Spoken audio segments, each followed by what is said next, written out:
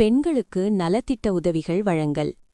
விழுப்புரம் வடக்கு நகர அத்திகா மகளிரணி சார்பில் சர்வதேச மகளிர் தினத்தை முன்னிட்டு பெண்களுக்கு நலத்திட்ட உதவிகள் வழங்கல் நிகழ்ச்சி நடைபெற்றது. நகர மகளிரணி செயலாளர் பத்மபிரியா ஏற்பாட்டில் நடைபெற்ற இந்த நிகழ்ச்சியில் பெண்கள் கேக் வெட்டி மகளிர் தினத்தை கொண்டாடினர்.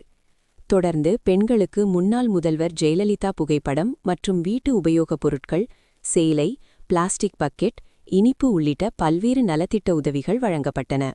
இந்த நிகழ்ச்சியில் நகர செயலாளர் ராமதாஸ், அம்மா பேரவை மாநில இணை செயலாளர் சங்கர், மாவட்ட மாணவரணி செயலாளர் சக்திவேல், வழக்கறிஞர்கள் பிரிவு ராதிகா உள்ளிட்ட பலர் கலந்து கொண்டு பெண்களுக்கு நலத்திட்ட உதவிகளை வழங்கினர்.